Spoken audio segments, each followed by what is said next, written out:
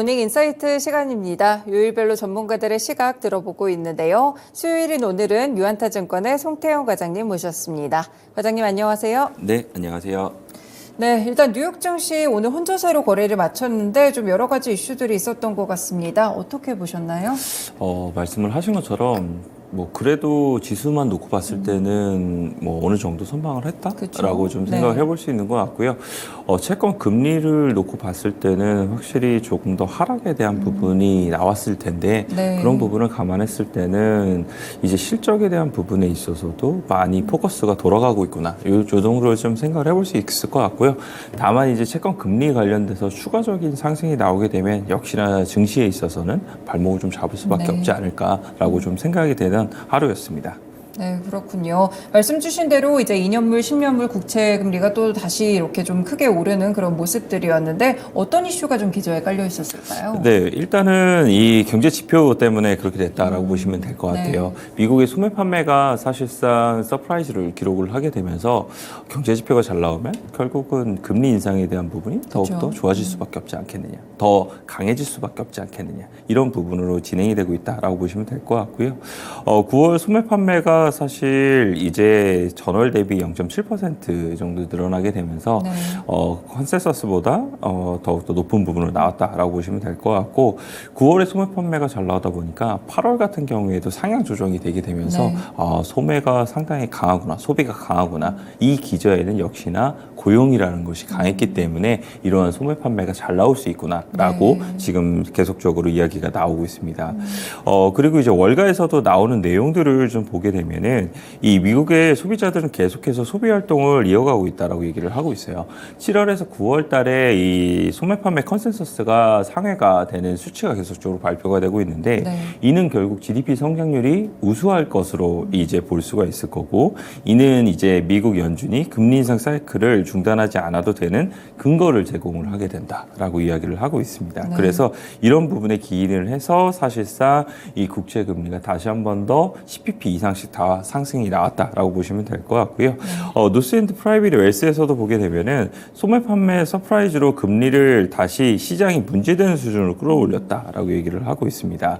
이날 수치는 향후 연준이 이제 연준의 조치에 대해서 견인력을 얻기 위해서 중립적인 연준 당국자들의 반원을 소화하느라 애쓰는 투자자들에게 계속 부담이 되고 있다라고 얘기를 하게 되는데, 이제 아예 비둘기파적으로 언급을 하고 있는 연준 인사들 같은 경우에는 발언을 할 때마다 시장 투자 심리에는 상당히 긍정적으로 나올 수가 있게 될 텐데, 이 중립적으로 발언을 하시는 분들이 있으시잖아요. 즉 데이터 디펜던시를 계속 강조를 하게 되면서 그런 부분에 이제 초점을 맞추신 분들이라면 결국 경제 지표가 잘 나온다는 것은 그들의 발언 역시나 금리 인상 쪽으로 기울어질 수밖에 없다라고 이제 시장에서 받아들일 테니까 그것은 결국은 투자 심리 좋지 못하다라는 거를 이렇게 이야기를 했다라고 좀 보시면 될 것 같습니다. 그래서 이런 부분은 계속적으로 우리가 체크를 해야 되는 부분이다라고 보시면 될 것 같고요.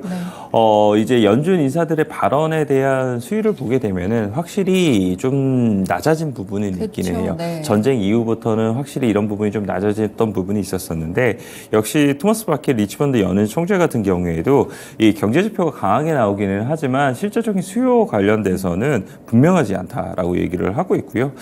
고용 시장 같은 경우에도 균형을 이루고 있다라고 얘기를 하고 있어서 금리 인상 관련돼서 우리가 급하게 생각을 하지 않고 계속적으로 지켜보는 것이 이런 이유에서였다라고 얘기를 하고 있습니다. 그래서 이런 부분 자체가 계속적으로 연준의 톤 자체도 많은 부분 변화가 되었다라고 보시면 될 것 같고요. 이번 주에도 파월 연준장이 또 발언이 있게 되잖아요. 그런 부분에서 또 어떤 발언이 나오는지에 따라서 이제 금리라든지 아니면 투자 심리라든지 이런 부분이 상당히 많은 부분 달라질 수 있을 것이다라고 말씀드릴 수 있을 것 같아요. 그리고 이제 CME 패드워치의 이제 이 금리 인상 확률, 동결 확률 이런 부분을 보게 되면은 11월 동결 확률이 88%를 기록을 하게 됩니다. 사실 11월 달에는 이제 금리 관련돼서 거의 건드리지 않겠다라고 이제 시장에서는 생각을 하고 있는 것 같고요. 다만 이제 12월 달 동결 확률이 57%를 기록을 하고 있거든요. 이 부분 자체는 사실상 그 전보다 계속적으로 동결 확률이 좀 낮아지는 이런 부분을 좀 보이고 있습니다. 그래서 12월 달에 금리 인상 관련돼서는 시장에서는 이런 수치가 나오고 여기에 따라서 상당히 심리는 막 변하고 있다. 않나라고 좀 보시면 될 것 같아요. 네, 앞으로 연준 이사들 발언과 더불어서 좀 국채금리라든지 여러 지표들을 함께 참조하실 필요가 있겠습니다. 그리고 지금 이제 전쟁과 관련된 리스크 계속 불거지면서 유가와 관련된 이야기도 계속 나오는 것 같은데 바이든 대통령이 이제 이스라엘 총리랑 회담을 또 앞두고 있어요. 네, 말씀을 하신 것처럼 사실 이제 바이든 대통령이 이스라엘을 방문을 하게 되면서 이 전쟁 관련된 이슈가 조금은 잦아드는 것이 아니냐. 네, 라는 그렇죠. 이러한 이제 관측을 많이 했었었고 그것도 미국 시장에서는 일정 부분 어느 정도 들어맞았던 부분이 있었었는데 이 얼마 전이라고 표현을 하긴 그렇고요. 몇 분 전에 나온 이제 네. 뉴스를 이제 좀 보게 되면은 이스라엘이 팔레스타인에 대해서 공습을 감행을 하게 되고 병원에서 사상자가 500명 이상 나오게 되고 네. 이에 따라서 요르단에서 이제 이 이집트 측하고 그 다음에 요르단 국왕과 그리고 팔레스타인 그리고 바이든 대통령이 함께 회담을 하고자 했었었는데 그 회담도 이제 전격 취소가 맞아요. 되게 됐거든요. 네. 그래서 이런 부분은 결국은 전쟁 관련돼서도 계속적으로 확산의 위험성을 가져갈 수밖에 없는 부분이다라고 보시면 될 것 같고요.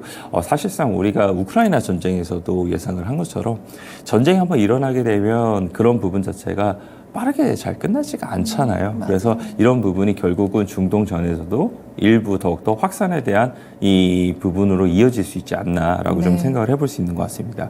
그런데 이런 부분이 사실상 확산으로 더욱더 치러지게 되고 그리고 이란이 여기에 개입을 하게 되고 이렇게 되면은 일부 월가에서는 유가가 150불까지도 올라갈 수 있다라고 전망을 하고 있거든요. 그런 점에서 생각을 해봤을 때는 확실히 오늘 관련된 종목들이 역시나 움직일 가능성이 상당히 높다라고 보시면 될 것 같고요. 뭐 흥구석유라든지 아니면 한국석유 뭐 이런 종목들 같은 경우에는 많이 올랐음에도 불구하고 이러한 이슈가 나올 때마다 추가적인 상승이 나올 가능성이 있어 보인다라고 말씀을 드릴 수 있을 것 같습니다.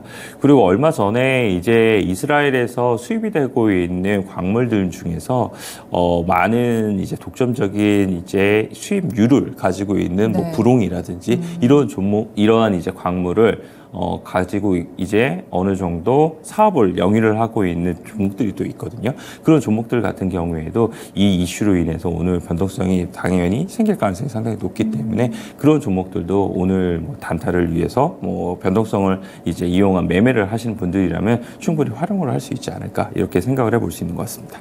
네, 그렇군요. 관련된 종목들도 함께 체크해 두시면서 전략 짜보시면 좋을 것 같습니다. 그리고 지금 이제 실적 시즌인데 또 은행 관련된 실적 나쁘지 않게 좀 잘 나오고 있는 것 같아요. 네, 맞습니다. 사실 지난주 금요일부터 관련된 종목들 이제 계속적으로 실적을 발표를 하고 있다라고 좀 보시면 될 것 같고요. 오늘 같은 경우에도 골드만삭스랑 뱅크 오브 아메리카 이렇게 두 종목이 실적 발표를 했는데 둘 다 실적은 잘 발표를 했어요. 뭐 그럼에도 불구하고 주가는 약간 엇갈리는 모습을 보였었는데 이 뱅크 오브 아메리카는 한 2.3% 정도 상승이 나왔고요. 반대로 골드만삭스는 1.6% 정도 하락이 나오게 되면서 일단 늘 금융주들이 실적에 대한 이제 문을 열게 되고 대부분 그 실적의 포문을 열 때 나쁘지 않게 여는 부분이 상당히 많거든요. 그래서 이런 부분은 이제 실적 시즌이 이제 돌입을 하게 되었구나. 이 정도로서만 보시면 될 것 같고요. 그 외에 이제 이번 주에 더욱더 실적에 대해서 봐야 되는 종목들이 많잖아요. 그런 종목들에 보다 더 포커스를 맞추는 게 필요하지 않나라고 생각을 하고 있습니다. 네, 그렇군요. 존슨앤존스도 실적이 나왔나요? 네, 존슨앤존스 실적 나왔는데요. 역시나 실적 컨센서스 대비 컨센서스 대비 더 잘 나오는 모습을 보였습니다. 그리고 매출 가이던스 역시나 보게 되면은 상향 조정을 했던 부분이 있었었는데 뭐 프리마켓에서는 한 2% 정도 상승이 나오긴 했습니다만 역시나 0.9% 하락을 하면서 마감이 되었다라고 보시면 될 것 같고요. 사실상 존슨앤존스 실적 발표 중에 우리가 생각을 해봐야 되는 부분은 유한양행에 관련돼서 랭라자 어떻게 이제 이야기를 하게 됐냐 이 부분이었던 것 같아요. 그래서 에스모에서 관련된 내용을 사실상 발표를 할 거기 때문에 관련된 내용을 직접적으로 언급을 하지는 않았다라고 보시면 될 것 같은데 어쨌거나 타그리소 관련돼서 경쟁 약물이니까 그 관련돼서는 병역요법으로 확실히 더욱더 나은 이러한 이제 이 효과를 보였다라고 언급을 했던 만큼 이런 부분이 이제 에스모에서 더욱더 많은 부분 세부적인 내용이 나오게 되고 그런 세부적인 내용으로 인해서 뭐 국내에 있는 유한양행이라든지 아니면 모스코텍이 추가적으로 움직일 수 있는 계기가 될 수 있지 않을까라고 생각을 하고 있고요. 만약 유한양행이나 오스코텍 같은 경우에 추가적으로 상승 쪽으로 방향을 턴을 하게 되면은 요 근래에 사실상 바이오 제약업체들이 뭐 2차 전지라든지 반도체가 상승이 나오게 되면서 조정을 좀 받았었거든요. 네. 그런 부분에 있어서는 다시 한 번 더 상승으로 전환이 될 수 있지 않을까 이런 기대감도 상당히 좀 높아지고 있습니다.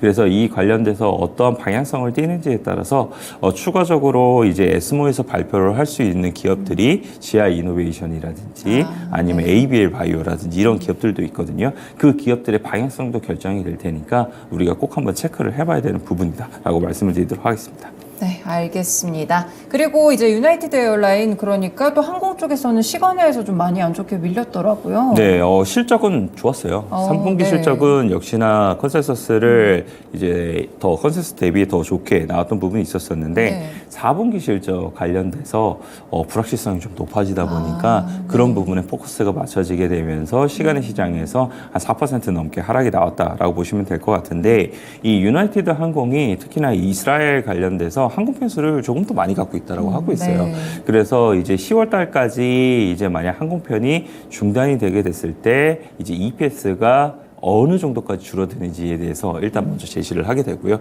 그리고 연말까지 줄어들게 됐을 때는 추가적으로 더욱더 많은 부분 줄어들게 될 것이다 라고 얘기를 하고 있어서 그런 부분이 일단은 좋지 못했다라고 보시면 될 것 같고요. 또한 이제 이 이스라엘 전쟁으로 인해서 또 하나 자극을 받고 있는 게 유가잖아요. 그쵸. 유가가 올라가게 되면 사실상 이제 항공사들에게는 비용이 많은 부분 올라가는 거니까 그런 부분에 있어서도 월가가 예상했던 것보다 4분기 때 이제 유나이티드 항공이 예상을 하고 있는 이 연료유 관련돼서 비용 자체가 더욱더 올라가게 제시를 하게 되면서 그런 부분이 좋지 못했다라고 보시면 될 것 같고요. 그 외에 이제 보게 되면은 아메리칸 에어라인 같은 경우에도 이번 주에 실적 발표를 하게 되는데 네.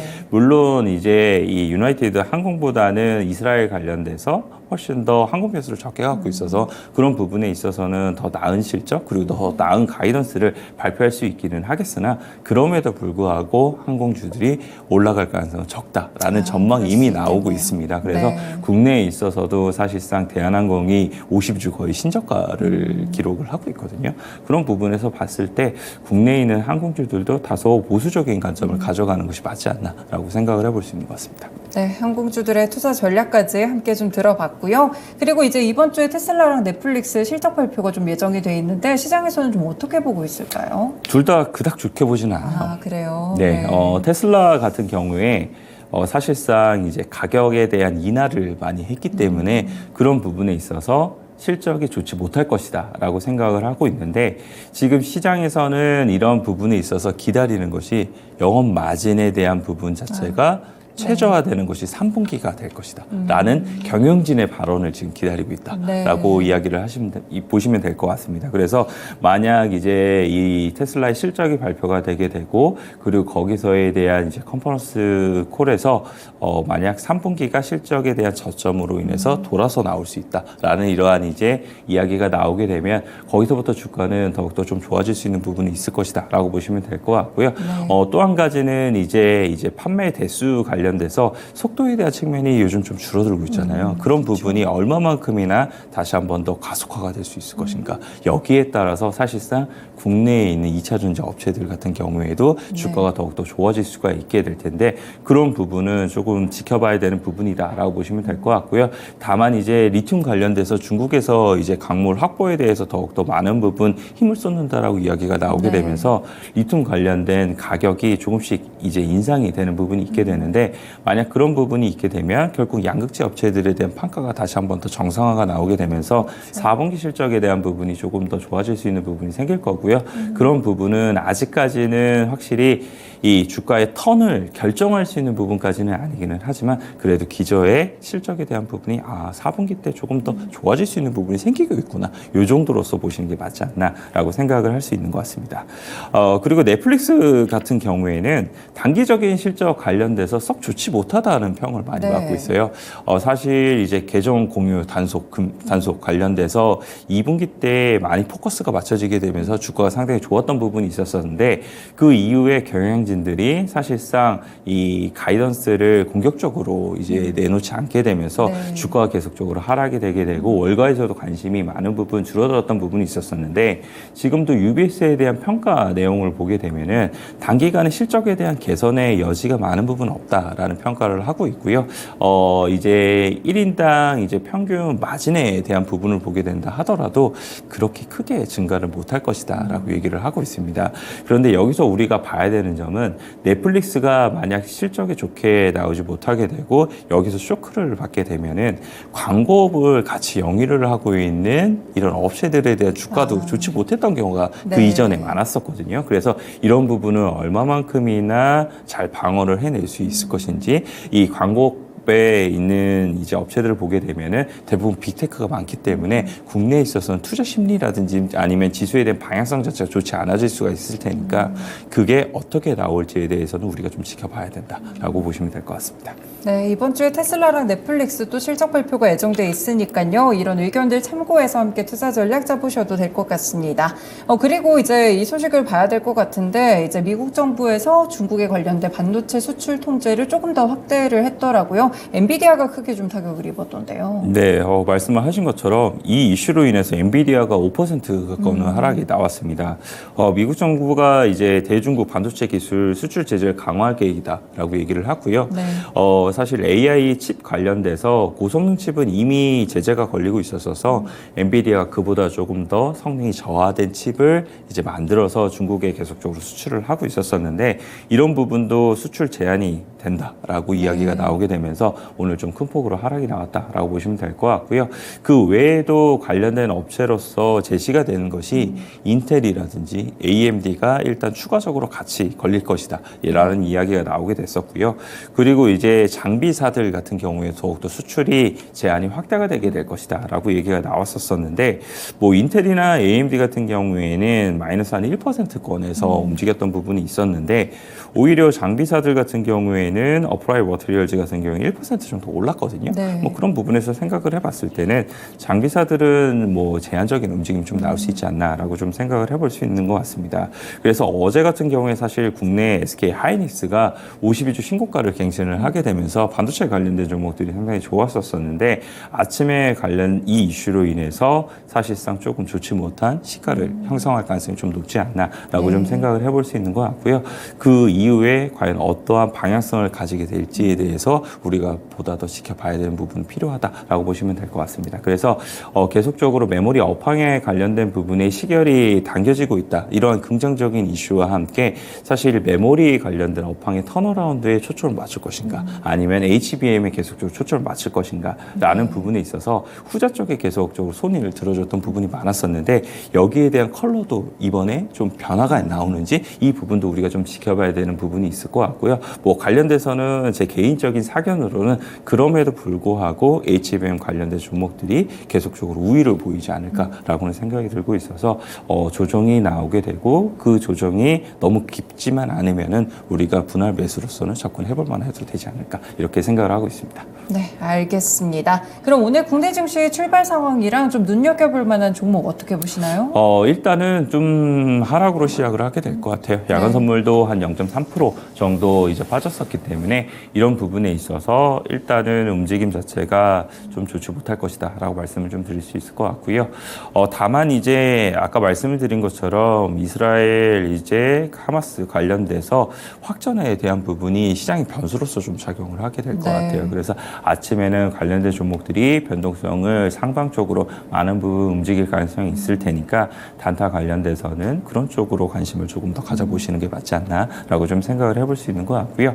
요즘 국내에서도 실적 관련된 부분에 포커스가 조금 더 맞춰지는 부분이 많은 것 같아요. 그래서 관련된 종목으로 코스맥스 좀 말씀을 좀 드리고 싶은데 이 화장품 섹터 같은 경우에는 확실한 이 컨셉 자체가 있습니다. 대형 화장품주들 같은 경우에는 사실 실적에 대한 부분이 계속적으로 감익이 이루어지고 있기 때문에 모든 이제 바라보는 쪽이 중소형 섹터 쪽에 많은 부분 그렇죠. 이제 이 포커스가 맞춰져 있다라고 좀 보시면 될 것 같고요. 중소형 주들 같은 경우에도 50주 신고가를 갱신을 하는 기업들이 상당히 많은데 이제 ODM이라든지 OEM을 하고 있는 업체들 같은 경우에도 실적이 사실상 많은 부분 좋았음에도 불구하고 지금 주가는 한 달 정도 조정을 좀 보였던 부분이 있었거든요. 그런 부분에 있어서 저평가에 대한 메리트 이런 부분이 부각이 되게 되면서 움직일 가능성이 상당히 많다라고 보시면 될 것 같고요. 코스맥스 같은 경우는 3분기 이익 같은 경우에 일회성 이익을 제외하고 나서는 최대 이익을 달성을 할 것으로 예상이 되고 있고 이런 부분 자체가 구조적으로 2023년도에도 판가가 계속적으로 인상이 될 가능성이 있고 2024년도에는 유가가 더욱더 많은 부분 들어올 가능성이 높을 테니까 그런 부분에서 생각을 해봤을 때는 더욱더 우리가 장기 시계열로도 관심을 가져보면서 매매를 해야 될 만한 종목이 되지 않나 이렇게 생각을 해볼 수 있는 것 같습니다. 네, 알겠습니다. 오늘 정규장에서 코스맥스의 흐름까지 함께 주목해 보시면 좋을 것 같네요. 오늘 말씀 여기까지 듣겠습니다. 고맙습니다. 네, 감사합니다. 네, 이렇게 모닝 인사이트 시간은 유한타증권의 송태영 과장의 의견을 함께 들어봤습니다. 네, 어제 국내 증시 오랜만에 반도체 투톱이 좋아서 함께 반등하는 그런 흐름들을 기록했었는데 역시나 아직까지는 시장이 좀 불안한 모습입니다. 미중 갈등 리스크라든지 전쟁과 관련된 리스크 여전히 불거지고 있으니까요. 투자 전략 참고하실 때 신중하게 좀 짜보시면서 오늘도 성공 투자하시면 좋을 것 같습니다. 지금까지 다양한 투자 판단에 도움이 되는 말씀들 전해드렸는데요. 특정 종목의 상승과 하락을 보장하지는 않습니다. 모닝쇼 마치겠습니다. 시청해주셔서 고맙습니다.